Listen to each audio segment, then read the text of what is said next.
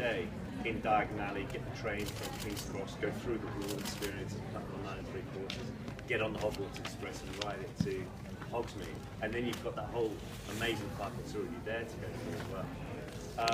It's just the immersive environment about the whole thing, and there's some pretty cool side features as well which aren't on full advertisement, like creature peeking his head around the door and not in their little place and things like that.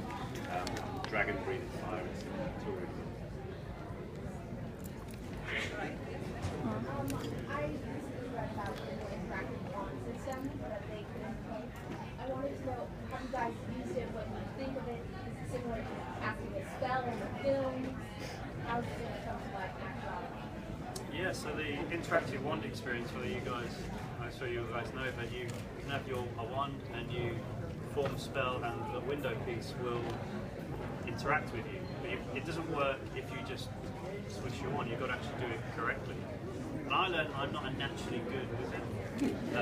So Oliver and Bonnie kind of got it the first time and I was going a bit too quick. But it was really cool because it's a completely new thing. Normally when you're in a theme park you just walk around, go to the ride or whatever and that's it. But this really has, you're always looking at something going on and that's just one of many things that's there. It's sort of like these key words that people keep saying, the immersion and stuff, but I think it's so amazing that you can literally go there and interact with the environment. I don't know where any other theme parks where you can really do that, and I think it really makes you feel not just a visitor in this world, but you're actually a part of it, and you're engaging with all this stuff, and I just think that's the next level of immersion. It's brilliant, it's fantastic. Yeah. If you guys were designing the park, what would you say differently if you designed this expansion? This expansion, I don't think you could design it differently because it's to the book and it's also to the design of the film as well. I mean, I think they've got the best thing in there with Weasley's Junction. But no, I don't think I'd have changed anything about it because you can't see, especially when you're in Diagon Alley, you can't see the rest of the sort of resort. Which again, it's all about immersive capability. But you've also got the Tetos from that, so you've got Nocturne Alley, which is all really dark, so it gives you that dark arts feel. And there's just so much to do, so I don't think I'd have changed anything really about it because they've gone through J.K. Rowling, obviously, Stuart Craig and people like that, so who's better to design it? I think when we said they did the attention to detail, like so much so that we learned that there's when you leave King's Cross, you go through there's like a tunnel which is based on a proper tunnel in London in the underground system. So much so that the lighting in that tunnel is exactly the same as it is in the UK. So they could have just put a load of light bulbs and said, there you go, but as guys who have actually been down the real thing, you can't even distinguish which is in London and which is over here. It looks better than the sets that we had. I think the Diagon Alley set just looks better than what we had at Leavesden. Yeah, we do. You do find we're going around like knocking the walls because we think it's going to be hollow like it was on the set, but really it's real. How different is it to the actual set when you're walking down the street in Diagon Alley then? It's not a lot. I'd say the main difference is that obviously in Diagon Alley it kind of all into one. It's like a vanishing point to make it look longer than it was. But here they've been able to get it all the way, and you're not walking, getting tighter. Yeah. But from an actual perspective point of view, when you're acting against, I guess, wooden painted walls, right? Yeah. Whereas here it's more real. Yeah, it's actually a finished product here. Whereas we had very much a facade. There was only a couple of shops that actually had anything in them. And whereas here, it's all been polished and finished off, and I think that's that's why I said that earlier. That it just looks better than what we had. Yeah. So does it make you feel like you could actually slip into character at any point? Yeah, it could do. It's a shame actually that we weren't able to film on this set here. It's certainly been easier. Yeah. But as you say, like character-wise, because everywhere you look is to do with Harry Potter. When you go through it and you talk about, kind of being immersed in it, how do you think your character would react to Muggles being in the wizarding world? I think our characters would think cha-ching. I'd run a mile, I think. Yeah. I'd be terrified of them. I'd hide somewhere. I think it would bring out the child in everyone, because it is so much fun and it's so much more colorful in the world. So yeah, that's what this place does. You see all different ages, like acting like wizards and witches. Right. It's really different. Can James or Oliver speak to the Weasley shop that's going to be in Diagon Alley? Yeah, so the shop itself is, it's probably, I mean, it was my favourite set to film on first because of the detail and the size of it. And it is to size, and if anything, it's more of a finished product because there's a roof on it. It's not some scaffolding at the top, and just the detail that's gone into that is fantastic. Even to the point where you've got the huge figure of Fred or George on the front of the building. It's Fred, and he's lifting his hat, and then he puts it down, and then he lifts it up again. There's a bunny rabbit on there, just stuff like that. I mean, they could have easily just stuck it with a static model, but the fact that they've gone to that detail to make it work like that.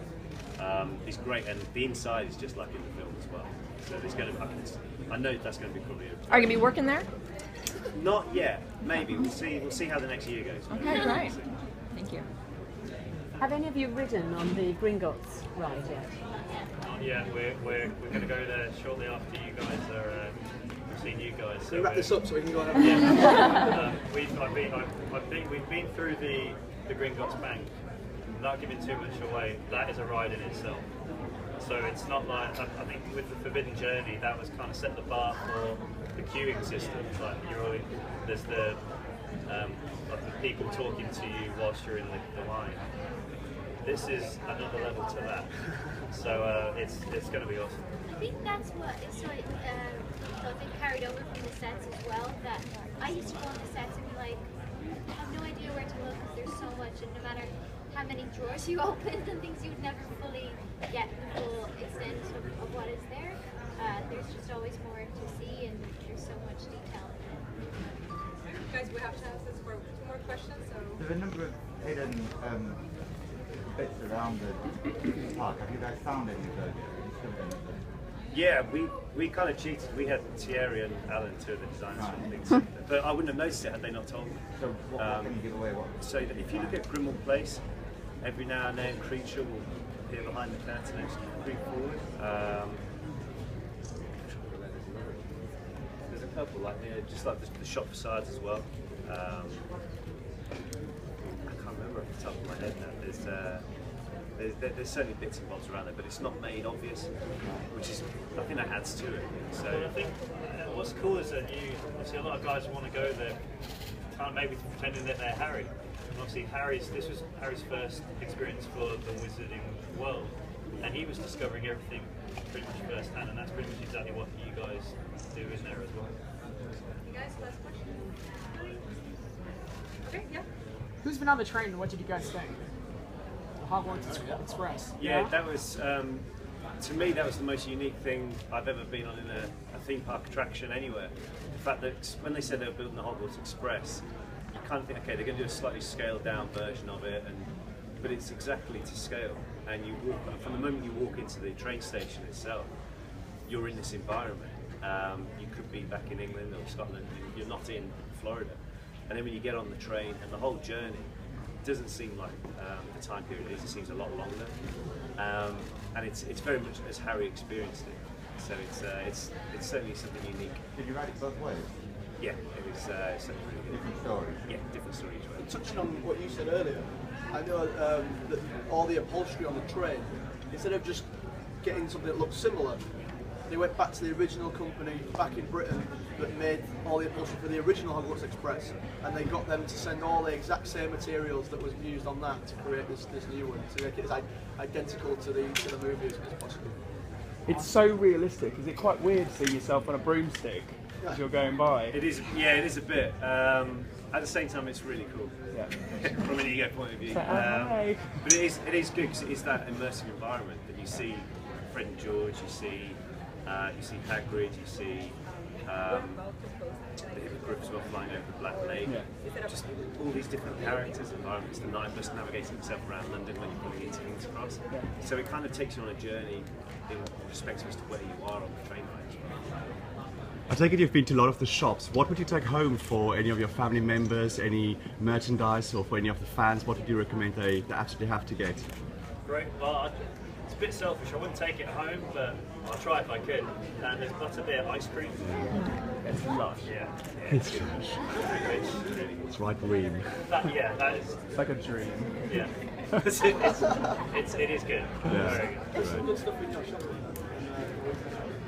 Yeah, you can get nosebleed nougats and stuff from the Skiving snack boxes. But to be honest, they don't make you nosebleed, which is probably a good thing.